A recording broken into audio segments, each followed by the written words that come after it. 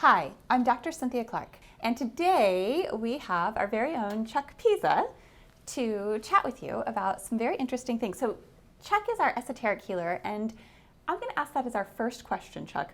What is esoteric healing? Yes, this is a question I get asked all the time. I've been doing this for 15 years, and of course the question comes, well, what is that?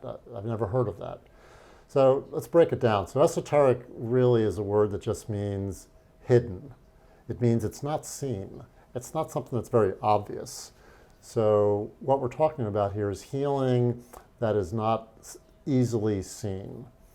So that's the very definition of it. And it has ages old, it's an ages old system, modality, but that's what it means. Second question that we get asked a lot is, energy work is energy work, right? They're all the same, right? Yeah, I get that a lot too. Is what you do Reiki? Or like Reiki? And I often say, well, if that's what you know, it is similar, but at the same time, as you know, all things are not created equal. And my type of modality definitely deals with what are known as subtle energies. And we have these other subtle bodies around us that are not visible. Very much like radio waves for your car stereo. You can't see those yet. You hear music, or Wi-Fi or Bluetooth. These are also invisible, yet we know that they exist. So the human body has an energy field called the human energy field, and this field actually is detectable now by science. So we actually have science now coming up to speed with things before that were just maybe considered woo-woo.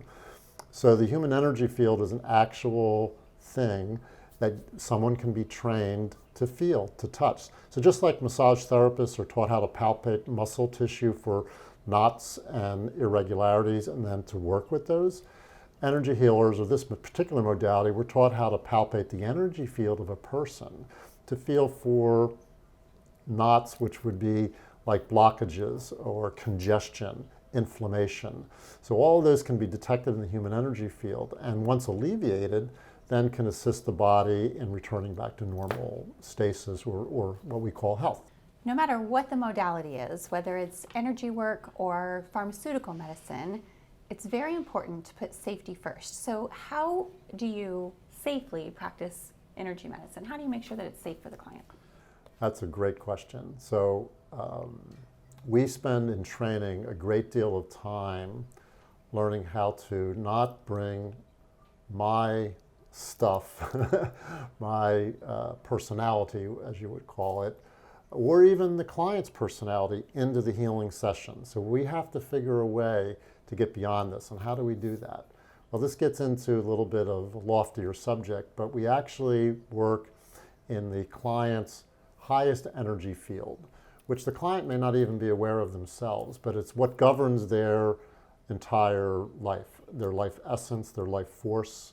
So we work at that level so that the individual is actually healing themselves. I'm not putting any energy into that person. I'm not taking any energy out of that person.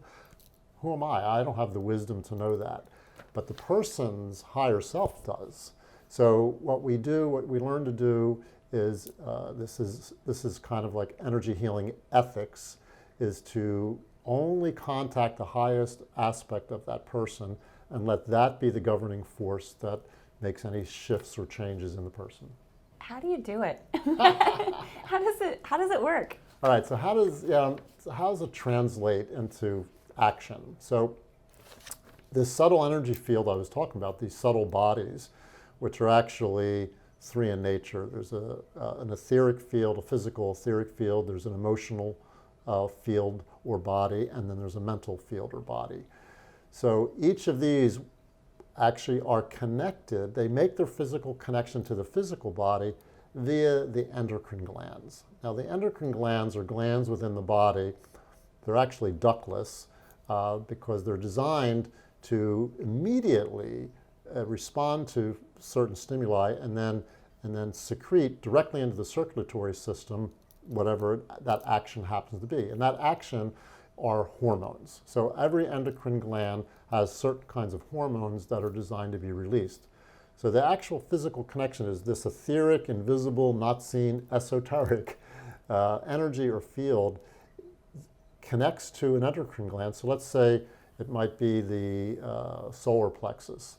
So if I'm working on the solar plexus, it has to go through the gland that governs the solar plexus, which is the pancreas.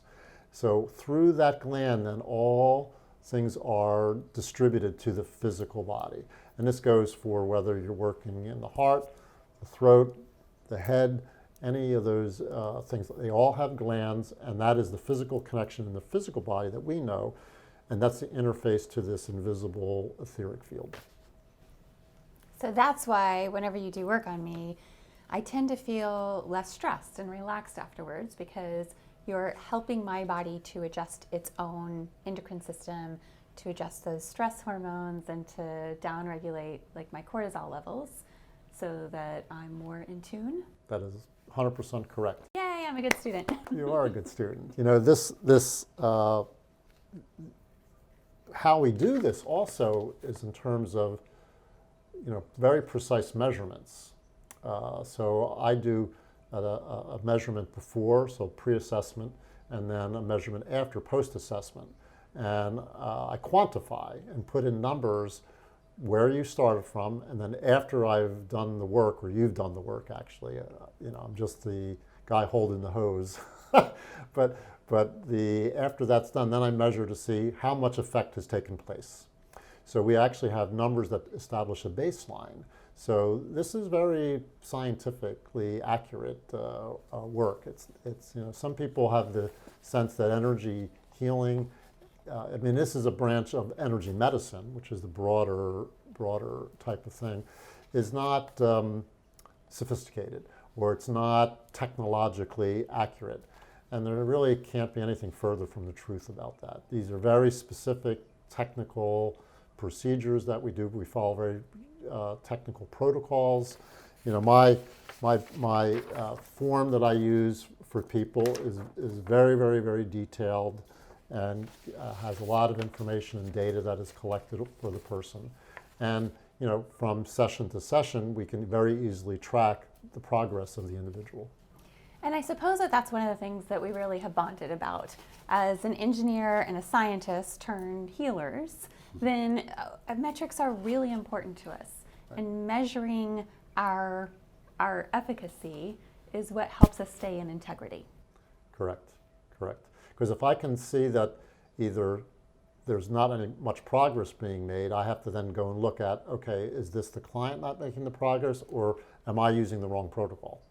So it's a self-check system that prevents us from, you know, going awry, which once again goes back into the ethics of what we do. And leads us to the next question, and the last one, okay, which is about this concept of, we use this phrase in clinic that is a little bit of a nickname for something that is a way that one can go awry in the energy work world. And the phrase is spiritual bypass. So along the lines of safety, can you talk to us a little bit more about that? Sure. So let me define how I look at spiritual bypass. The type of healing work that I do can be called spiritual healing, although I hate using that language because that can take in many different directions and mean many different things to other people. But spiritual bypass is when you're working in a situation. This can be for the clinician and the client. This can exist on both sides. So spiritual bypass is when you think you know where you are and you act as if you know where you are. And so instead of going this path, you bypass completely, circumventing the road, the path that has to occur. And each client is very different. Some clients respond like that to a protocol or to a session. Others, it's much more like the turtle, who's making much slower progress.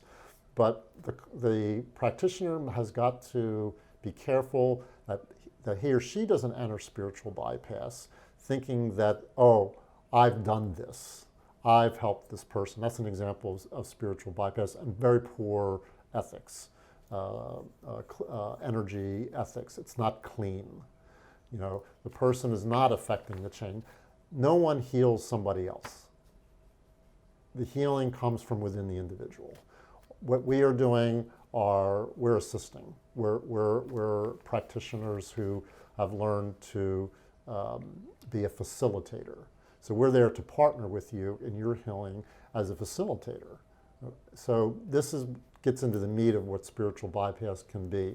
And for the client, it can be the same thing, where they can get on a road where they think they can now do this work themselves without training and so forth. And so, you know, we sometimes have to be very careful about that as well. Yes, and energy workers like ourselves, we can also fall into the pitfall of thinking that we are addressing something in ourselves and not actually testing it, so not finding out whether or not that information is accurate, and just kind of blindly going forward on a Pollyanna optimism and not necessarily checking back in. So that's why it's important that we stay reality based. And so one of the reasons that I love working with you, Chuck, is because I have witnessed you do those checks every single time. So thank you for your time, and thank you for sharing this great message. You're welcome, and thanks to everybody out there.